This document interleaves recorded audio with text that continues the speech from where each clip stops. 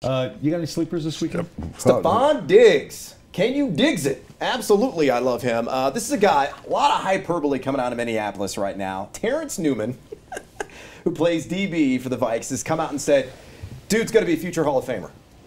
That's what he said.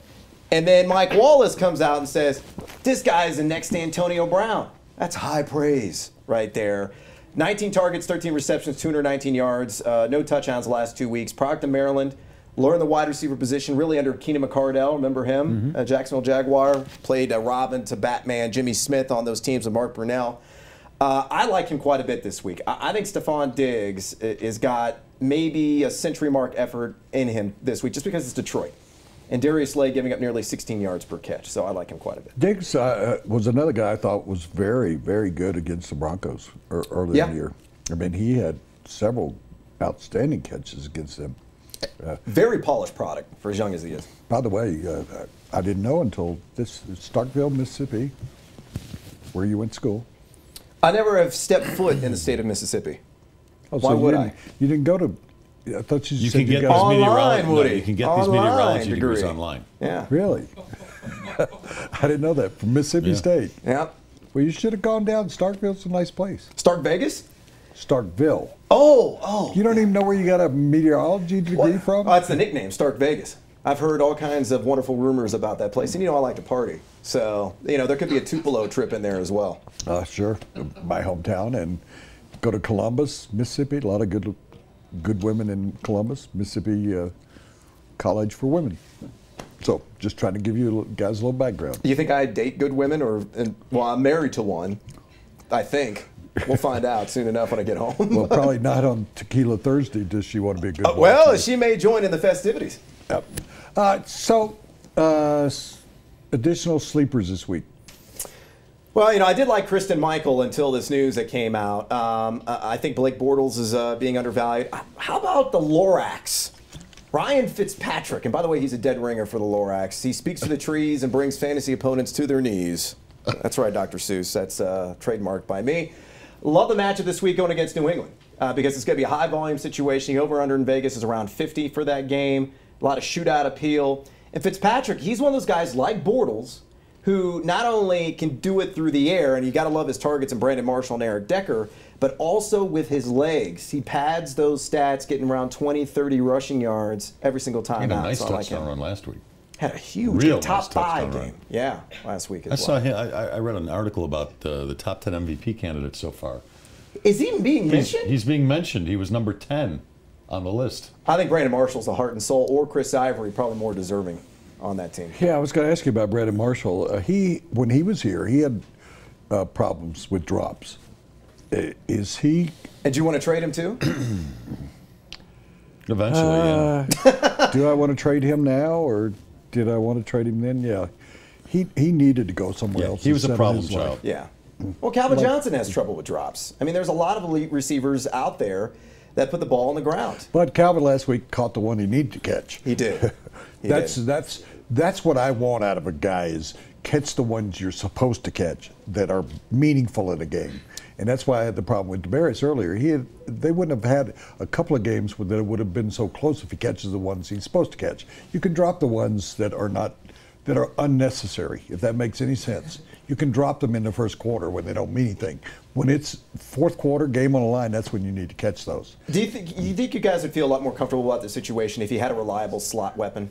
Because I think that's what the Broncos are really missing. If they had like a Wes Welker during Wes Welker's heyday, a guy getting those nickel and dime catches underneath, highly reliable guy, I think we wouldn't really be talking about the demise of Peyton Manning so much right now. Well, if he had a tight end, and we were discussing it before he came over, that he's not running the same, he's not using the same play that he was effective with in his glory years.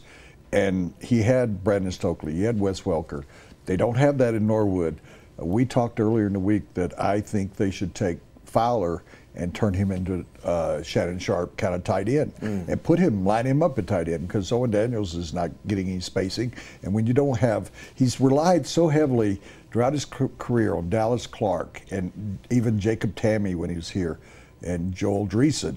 and he's not getting play out of his tight ends. It doesn't have to be Julius Thomas. It needs to be a dependable tight end on third down that can get a little spacing.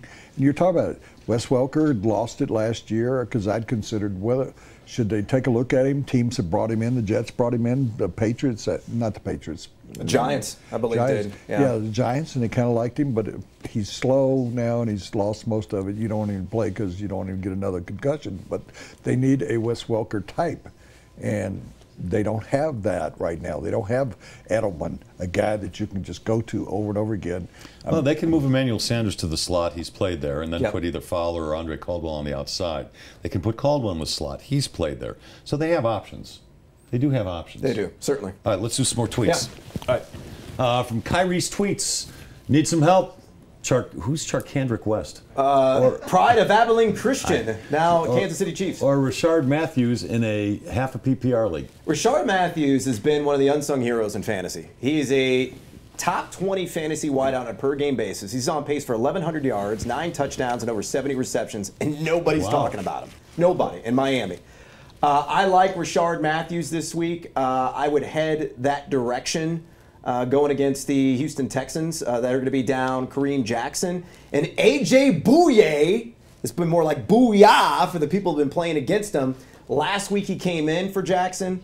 He was targeted 10 times, gave up 7 receptions and 2 touchdowns. Not very efficient there. I'll bet there are people that jumped all over the Texans defense, and they have been really awful. bad. Awful. They're giving up like 26 points a game. Jonathan Joseph is a shell of his former self. J.J. Watt has been pretty much non-existent because teams are double or triple teaming him. And Jadeveon Clowney's a guy that should be taking advantage, but he's not healthy, and he's not taking advantage. And Vincent Wilfork, as sexy as he is in some overalls, not particularly sexy on the field right now. He looks cooked. That's good. Feeling good about Allen Robinson?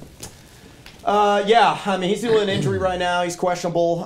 Friday practice, as you guys know, is the most important day of the week. I think he'll play, and if he does, I love the Allens. By the way, that Jags-Bills game, where's that going to be aired?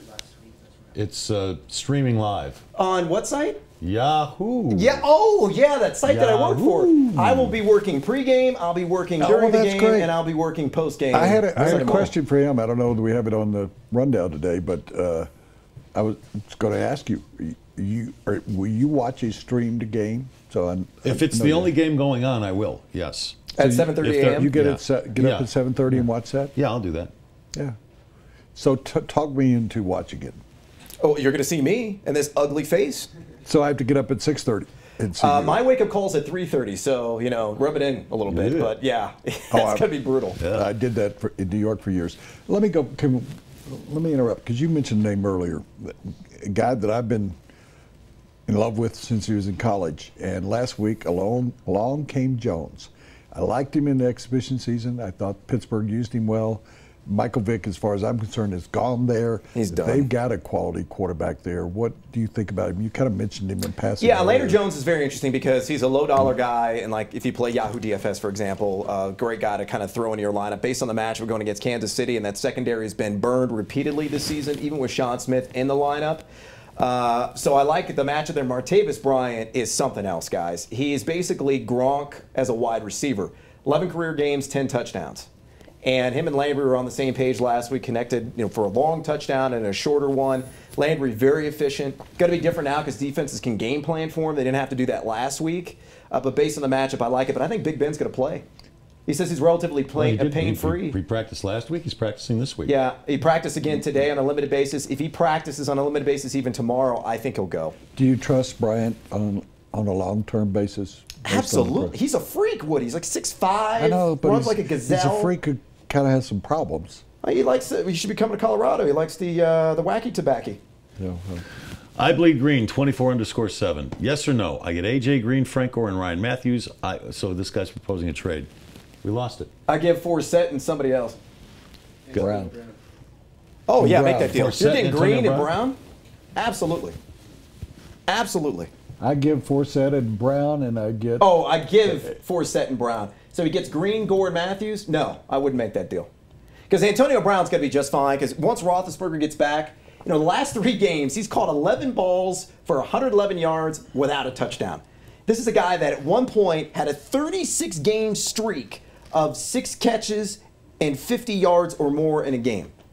And it's all because of the quarterback play. He's going to be just fine. And then Justin Forsett has been white hot here of late. Larry Fitzgerald or A.J. Green? Who's the better player right now? Fitz. I wouldn't say it's even close.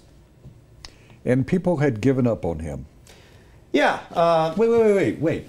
You think Fitzgerald is that much better than A.J. Green right now? Currently, yes. Why?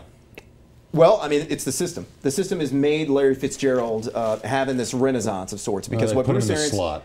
They put him in the slot. Well, he's been playing in the slot consistently the last couple of years. But what Arians decided to do is put foot onto the pedal to the metal, speed up the offense, go to a no-huddle scheme. It has helped not only the passing game, but the Arizona Cardinals have the most runs of 10 or more yards this season with Chris Johnson, Andre Ellington, who's barely played, and David Johnson, a rookie out of Northern Iowa. So that offensive line has gotten better, which has also helped. John Brown's emerged. Michael Floyd is there to account for. So Fitz has seen some nice exploitable coverages and has taken advantage. I'm telling you, Cardinals are my pick right now to win the NFC. They're that good, even though they lost last week. Well, yeah, they're up and down. They're a two-loss team right They now. look like a Super Bowl team. One week and the next week they look like a super blob. Well, you'll see them on Monday night, and they will destroy those drunken pigeons from Baltimore.